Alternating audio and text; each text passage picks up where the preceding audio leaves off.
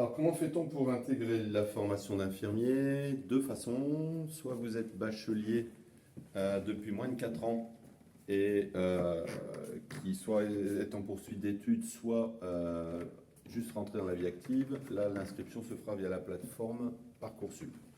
Donc, il faut être vigilant sur les modalités et sur les délais d'inscription pour ne pas rater la finalisation de votre dossier qui est prévue pour avril. La deuxième situation, c'est quand vous êtes salarié ou demandeur d'emploi. Et dans ce cas-là, il faut justifier d'au moins 3 années d'expérience professionnelle. Que vous soyez non bachelier ou bachelier depuis plus de 4 ans, il y aura une épreuve de sélection. Cette épreuve de sélection, c'est quoi? C'est un écrit à partir de rédaction ou de questions autour du domaine sanitaire et social, avec aussi quelques calculs simples. Puis ensuite un oral qui reprendra l'expérience professionnelle du candidat. Et tout ça se fait courant du mois de mars-avril, en sachant qu'un quart des places est réservé à ce type de candidat et 3 quarts pour les bacheliers qui sont issus de la formation initiale. Les avantages qu'il y a à s'inscrire à l'Institut Georges Daumaison, c'est que nous disposons d'un institut qui est renommé pour la qualité des enseignements et pour son accompagnement pédagogique. Un personnel administratif attentionné et accessible, des enseignements qui sont dispensés par des formateurs permanents, mais également par des vacataires fidèles et expérimentés. Des locaux tout neufs qui seront inaugurés en septembre 2022, une offre de stage diversifiée et bien étoffée, des coûts minimums pour les étudiants qui sont en poursuite d'études, par exemple pour l'inscription à l'IFSI, à l'Institut de formation aux soins infirmiers, le coût est de 170 € pour les coûts universitaires et la CVEC, la cotisation de vie étudiante et de campus, est de 92 €, ce sont les tarifs réglementaires. Les étudiants ont accès au restaurant du personnel de l'hôpital le midi avec une gratuité pour les étudiants qui sont boursiers du conseil régional de niveau 3 à 7. Il y a aussi possibilité de bourse du conseil régional des Hauts-de-France. Alors ça, c'est selon conditions de ressources, bien évidemment. C'est un institut qui est facilement accessible par les transports en commun. Il y a des possibilités de se loger aux alentours, notamment des logements qui sont proposés par des personnes du quartier, mais également possibilité d'accéder aux résidences universitaires. Et nous disposons également d'outils pédagogiques modernes avec une salle de simulation en santé, un espace numérique de travail, un centre de documentation en ligne en partenariat avec l'Université de Lille, un centre de documentation en présentiel, le développement du distanciel et ainsi de suite. Et également, nos étudiants sont regroupés dans une association qui s'appelle Les Petits Dômes et qui est adhérente à la FNESI, la Fédération nationale des étudiants en soins infirmiers.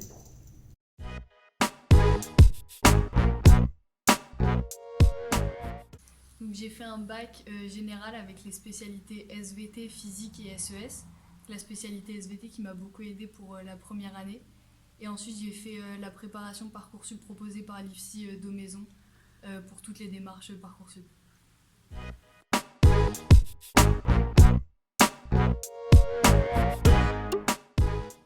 Alors, une formation qui est encadrée par un référentiel de compétences, un référentiel du 31 juillet 2009, qui est constitué de 10 compétences et de 9 activités.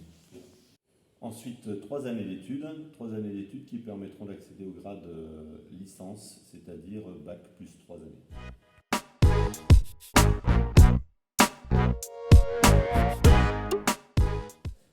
L'étudiant aura 6 semestres de formation avec une alternance entre la formation théorique qui est à l'Institut pour 2100 heures, une formation clinique qui est en stage pour 2100 heures, et on ajoute environ 900 heures de travail personnel complémentaire, ce qui représente un volume de 5100 heures au total.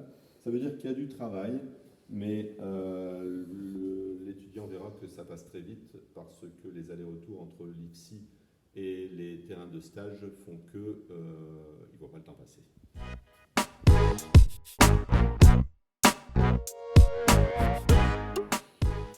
Chaque semestre est validé par l'obtention de 30 CTS, qu'on appelle aussi les crédits européens.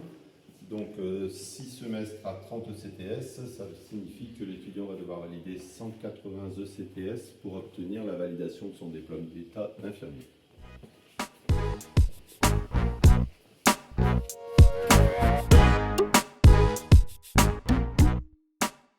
Pour moi, la différence entre le lycée et l'IFSI, c'est qu'il y a une charge de travail personnelle qui est plus importante, mais qui reste quand même abordable.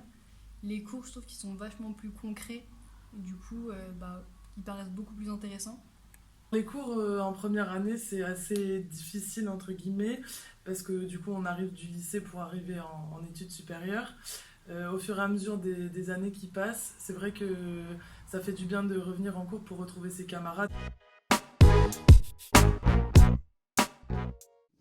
Alors la partie théorique, c'est quoi? Ce sont 6 domaines d'enseignement répartis en 3 grands groupes, on va dire.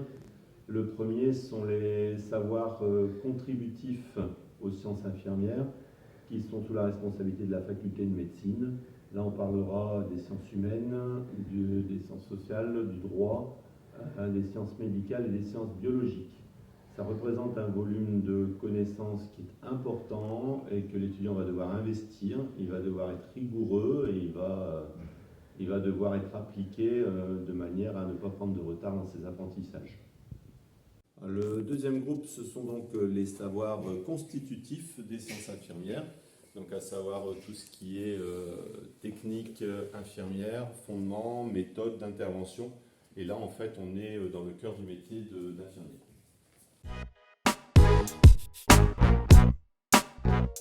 Pour devenir infirmière ou infirmier, il est nécessaire de développer des savoirs techniques, certes, mais pas seulement. C'est un métier aussi de réflexion, d'analyse, de raisonnement. Faut-il encore savoir mobiliser les connaissances apprises en formation, en situation? C'est cela, devenir un professionnel compétent.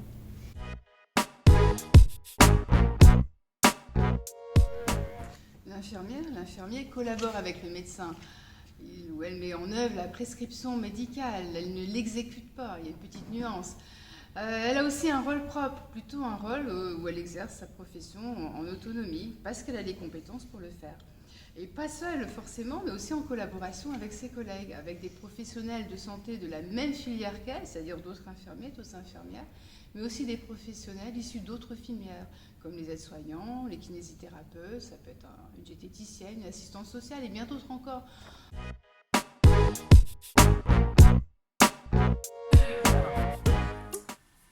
J'ai toujours trouvé que les formateurs étaient bienveillants avec nous parce que c'est vrai qu'ils nous suivent de notre première à notre dernière année.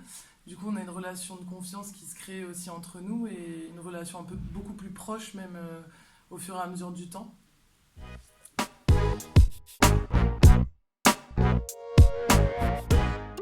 Eh bien, les étudiants sont très disciplinés. Plus sérieusement, on a la chance à l'Institut de formation Georges Daumaison d'accueillir une population d'étudiantes très sympathiques. Certains, pour la plupart d'ailleurs, viennent directement de classes de terminale. Donc la première année, c'est la phase d'adaptation, la découverte des études supérieures, d'une organisation autre que celle qu'ils ont connue jusqu'en terminale. Et en fait, ce qui est intéressant, nous, en tant que formateurs, c'est de les voir grandir professionnellement et de les accompagner petit à petit vers le métier d'infirmier. Et en fait, on garde à l'esprit que nous formons nos futurs collègues. Et c'est vrai qu'on maintient quand même des liens assez étroits avec eux. Et je pense qu'ils le savent, hein, les portes de nos bureaux sont toujours ouvertes, même si nous ne sommes pas leurs référentes pédagogiques, ils peuvent toujours aller voir un autre formateur qui saura conseiller. Et c'est vrai que lorsqu'ils arrivent en troisième année, c'est toujours avec un petit pincement au cœur et une certaine fierté aussi qu'on les voit se diriger vers leur avenir professionnel. Et c'est vrai qu'il y a des liens qui se créent. Et ce sont généralement des personnes qui nous laissent de très bons souvenirs, avec lesquelles on reste en contact une fois qu'ils sont diplômés. Et alors on partage avec eux tout au long de ces 3 ans leur dynamisme, leur coup de blues, leur fierté, leur joie de réussir les validations, des moments un peu plus compliqués en stage. Enfin, voilà, en tout cas, on est toujours, nous, formateurs, très fiers de nos étudiants une fois qu'ils sont diplômés.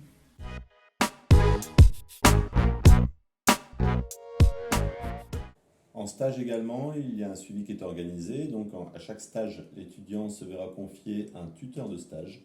Tuteur de stage qui se mettra en collaboration avec les référents de suivi de l'Institut. Pour compléter le dispositif de suivi, il y aura également une enquête de satisfaction qui sera proposée à chaque étudiant à la fin de chaque semestre.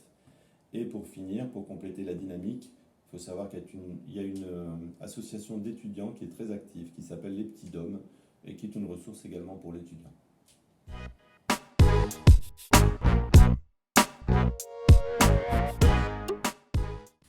Alors, est-ce que le cadre de santé est tuteur? Non, il n'est pas tuteur. Non, c'est, alors, il y a des formules, on dit maître de stage, tuteur de stage, référent de proximité.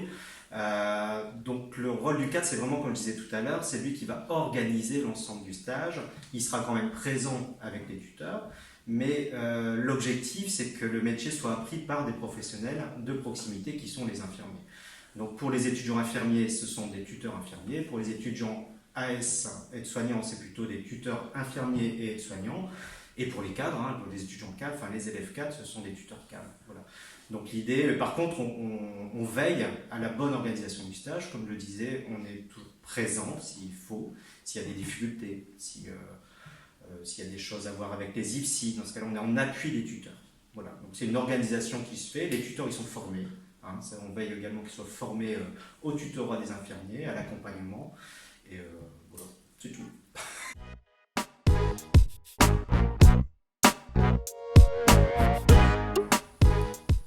Alors la troisième année, elle est dure émotionnellement parce que c'est vrai qu'on arrive en troisième année, on nous parle du mémoire une fois, deux fois, trois fois, et puis on part en stage et on doit travailler sur notre mémoire et continuer les stages et les validations pour à la fin avoir qu'une hâte, c'est d'avoir le diplôme.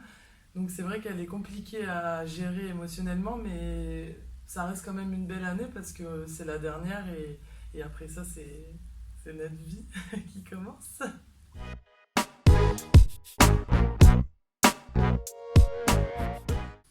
Donc, ce qui me plaît en tant qu'étudiante, c'est l'alternance entre les cours et les stages.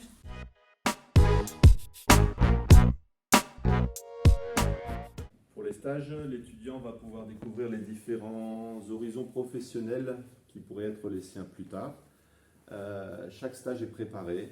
Donc en IFSI, on fixe les objectifs avec l'étudiant, les objectifs spécifiques selon les stages et selon les acquis.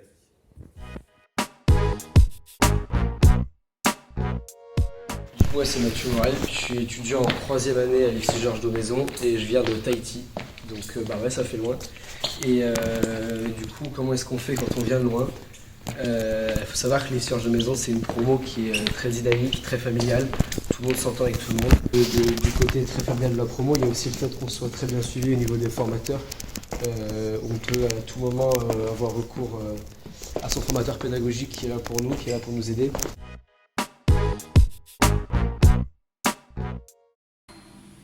Alors, au niveau des stages, il y en a un par semestre. Le premier, au semestre 1, a une durée de 5 semaines. En sachant que vous débutez ce stage 2 à 3 mois après le début de formation. Puis après, à chaque semestre, le stage dure 10 semaines, sauf au dernier semestre, où là, il va durer 15 semaines, mais sur 2 lieux différents.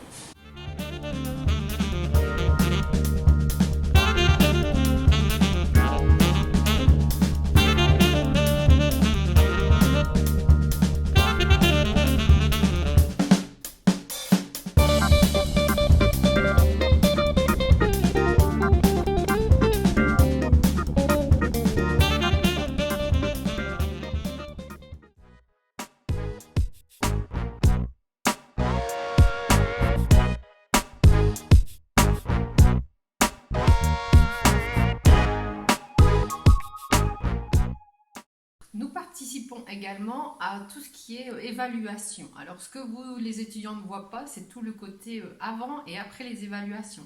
Nous participons donc à dupliquer les sujets, à ensuite récupérer les copies, à les classer pour la deuxième session arrive, leur permettre de voir les copies et de voir là où ils ont fait les erreurs et de s'améliorer pour la prochaine session. Alors, notre rôle d'accueil est très important au niveau des étudiants de première année parce que c'est des nouveaux étudiants, ils sont un petit peu perdus. On les aide principalement pour tout ce qui est administratif, donc le dossier de rentrée, les dossiers de bourse et également on les oriente dans les bâtiments. Alors, chaque étudiant possède un dossier. Alors, un dossier dans lequel on trouve un dossier administratif avec toutes les pièces administratives, un dossier de validation ainsi que leur dossier scolaire. Donc, le dossier scolaire est très important. On met à cœur de tenir parfaitement ce dossier scolaire parce qu'il figure tous les rapports de stage et toutes les notes de chaque étudiant. Et c'est ce dossier qui part en DRETS pour pouvoir diplômer les étudiants.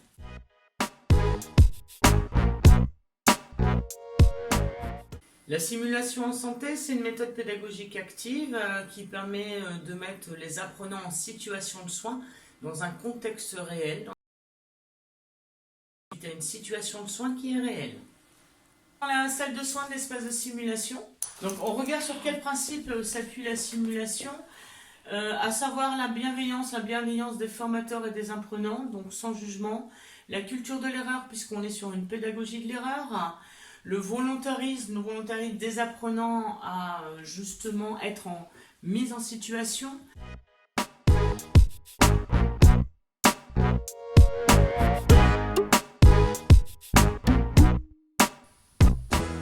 L'attestation de formation aux gestes et soins d'urgence, l'AFGSU, est une formation qui est obligatoire pour tous les professionnels de santé et recommandée pour les autres professionnels travaillant dans les établissements de santé ou médico-sociaux. L'AFGSU est une pédagogie active avec notamment l'utilisation de la simulation en santé. Les étudiants apprécient énormément cette pédagogie. Les groupes d'AFGSU se composent de 12 participants maximum. La validité du diplôme d'AFGSU est de 4 ans. Donc vous avez 4 ans pour faire votre journée de réactualisation. Passé ce délai, il faut refaire la session complète d'AFGSU.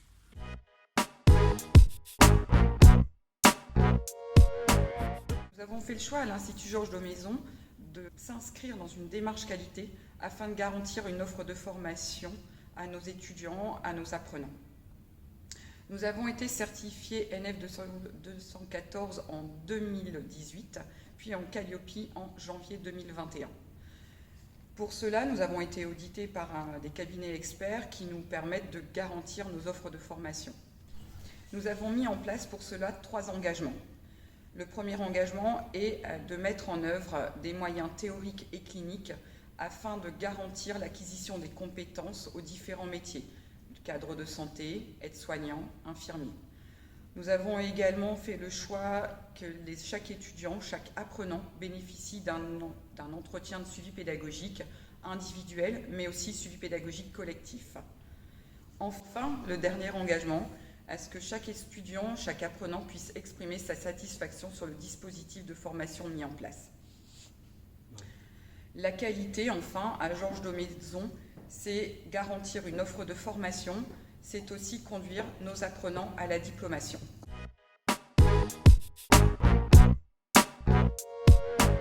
Alors, tout d'abord, pour suivre la formation en soins infirmiers aide-soignants au cadre de santé, il faut présenter un certificat médical d'un médecin agréé qui atteste de ses aptitudes physiques et psychologiques à suivre l'exercice de la profession qu'on choisit. Mais il est tout à fait possible et courant, je dirais, d'être apte à ces études tout en ayant un handicap. Le handicap peut être pérenne ou ponctuel, visible ou invisible. D'ailleurs, 80% des handicaps sont invisibles. Souvent, ce sont les déficiences motrices qui sont visibles, mais il y a également tout ce qui est troubles 10, troubles du langage et de l'apprentissage, les déficiences visuelles, auditives, mais également tout ce qui est maladies invalidantes, les troubles psychiques qui ne sont pas forcément visibles. Donc il est important de ne pas s'isoler et surtout de ne pas hésiter à en parler dès lors que cet handicap présente une gêne dans le suivi de la formation. Mon rôle de référente handicap est d'accueillir et d'accompagner au mieux les personnes en situation de handicap tout au long de leur parcours de formation, que ce soit au moment de la sélection, pendant et jusqu'à la fin de la formation, et toujours en lien avec l'équipe pédagogique. Je suis là pour discuter avec l'étudiant et réfléchir ensemble à l'aide compensatoire qu'on peut mettre en place, forcément dans la limite de nos possibilités, mais il faut savoir aussi que certains EFSI ont ouvert des sessions spécialisées aux personnes en situation de handicap, donc je dirais que tout est possible.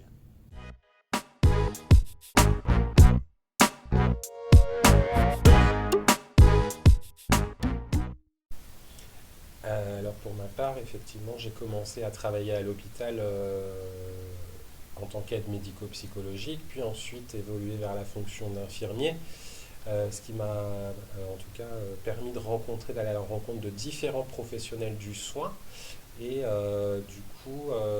et de différents types de patients, résidents, et j'ai souhaité du coup allier tout ceci pour pouvoir effectivement accompagner les équipes pour une prise en soin de qualité et du coup évoluer vers cette fonction de cadre de santé.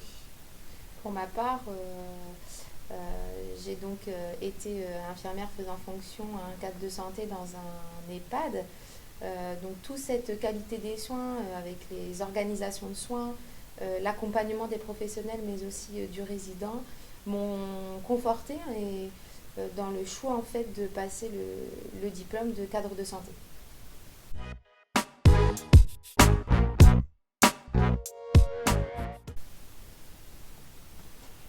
Alors, la formation en IFCS, donc c'est une formation qui dure 10 mois en tout, qui se décompose en 6 modules, donc voilà, avec un apport théorique et également un apport pratique par la réalisation de 4 stages sur la durée totale de la formation.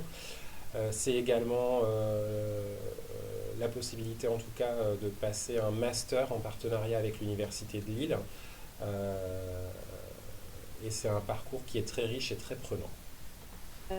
C'est aussi une formation qui permet aussi de développer ses compétences et ses connaissances et comme Cédric le disait, vraiment une formation éprouvante mais très enrichissante.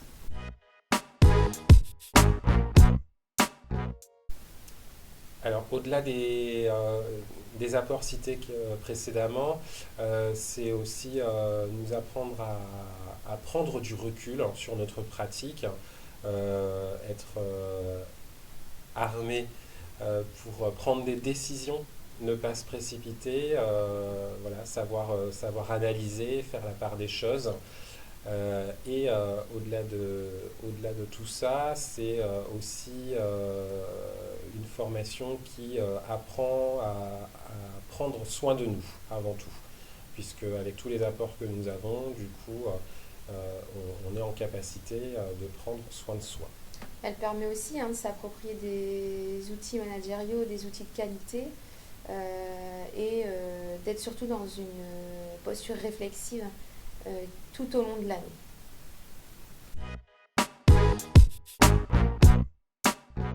Bonjour, je suis Isabelle Barthes, responsable pédagogique de l'Institut de formation cadre de santé Georges Daumaison. Pendant 10 mois, j'organise la formation et j'accompagne les étudiants professionnels de santé qui sont infirmiers, orthophonistes ou psychomotriciens à suivre une formation au bout de 4 ans d'expérience professionnelle soignante. Alors cette formation prépare au métier du responsable d'activité de soins, donc pour manager une équipe, organiser et coordonner les activités soignantes, conduire des projets pour améliorer la qualité, tout ça en collaboration avec l'équipe médicale. Et puis d'autre part, cette formation prépare aussi à devenir responsable, être formateur de professionnels de santé. Et donc dans ce métier, là on conçoit et on anime des actions de formation, on évalue les connaissances et les compétences des professionnels et puis on travaille aussi en partenariat avec les terrains de stage qui les accompagnent. Donc la formation se déroule à temps plein sur 10 mois.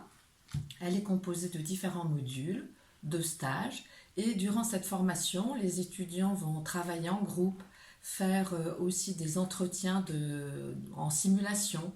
Ils vont aussi rencontrer divers intervenants et avoir des connaissances théoriques sur leur futur métier.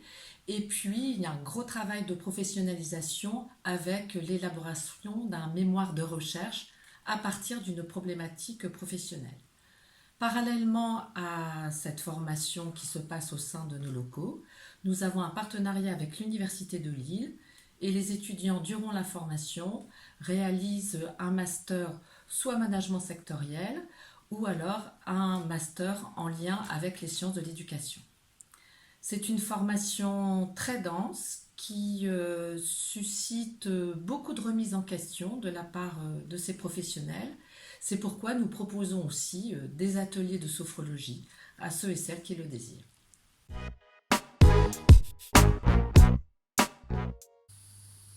Pour suivre la formation cadre de santé, il faut donc une expérience professionnelle de 4 ans, une expérience soignante, et il faut aussi passer un concours d'entrée.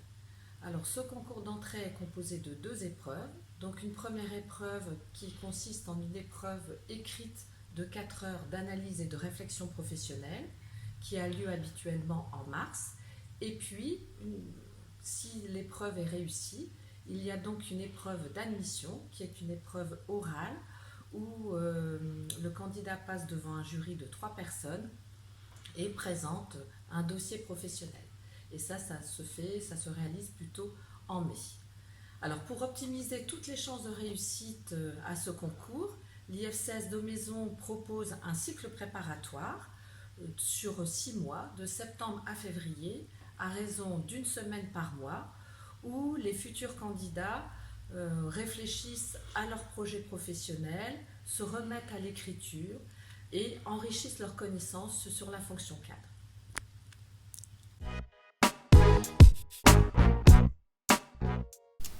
Alors, l'Institut Georges Daumaison est pour ma part un institut connu, puisque j'y ai également réalisé ma formation d'infirmier.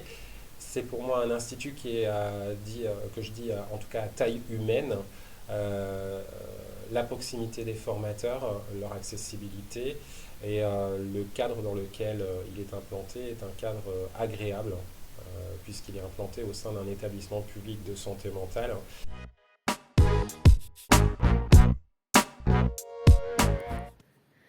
Donc quand on est jeune diplômé, justement, on ressent de l'appréhension quand on commence un poste, parce que déjà on n'a pas les responsabilités, on a des responsabilités qu'on n'avait pas quand on était étudiant infirmier, donc c'est toujours plus ou moins un petit peu stressant, surtout qu'on prend en charge maintenant aussi 20 patients ou plus, on a vraiment un service à notre charge, donc c'est toujours aussi un peu compliqué quand on arrive et qu'on débute. Après, ce qu'il faut prendre en compte, c'est qu'on n'est pas seul dans le service. Il y a toujours une équipe qui est là si on a besoin d'aide. Il y a aussi le médecin, il y a le chef de service, le cadre de santé. Il y a vraiment une équipe qui peut nous permettre justement de mieux appréhender l'arrivée dans le métier. Après, c'est vrai que l'école, ça m'a apporté beaucoup de choses, notamment le travail en équipe, la bienveillance envers les patients, avec tous les soins qu'on doit prodiguer aussi. Aussi tout ce qui est connaissance, parce que même si grâce au travail, grâce aux formations, on peut toujours se réactualiser, et c'est toujours bon de prendre en compte les formations, il faut toujours en faire.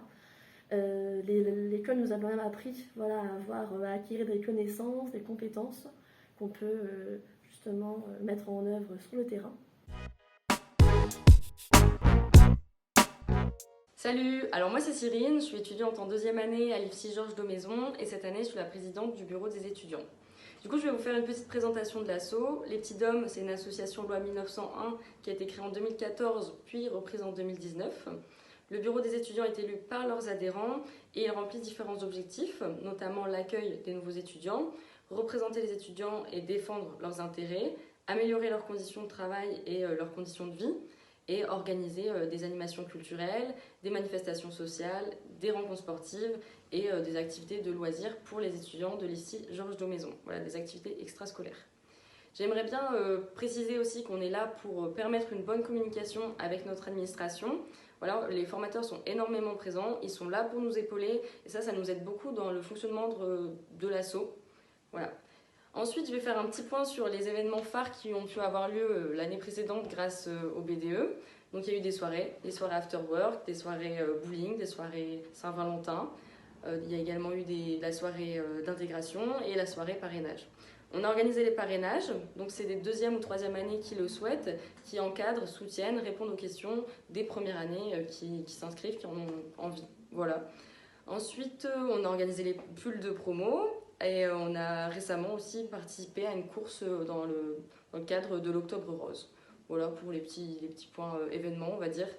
Ensuite, j'aimerais bien vous présenter l'équipe. Donc, on est une petite équipe composée d'un bureau avec président, vice-président, secrétaire et trésorier. Et ensuite, il y a différents pôles. Par exemple, le pôle communication, le pôle événement, le pôle partenariat, le pôle culture et le pôle sport. Donc voilà, vous pouvez rentrer dans le BDE, faire en fonction de vos envies, en fonction des besoins, voilà, pour participer au BDE. Merci, et pour le mot de la fin, n'hésitez pas à nous suivre sur les réseaux sociaux et Instagram, etc., sur Facebook. Voilà.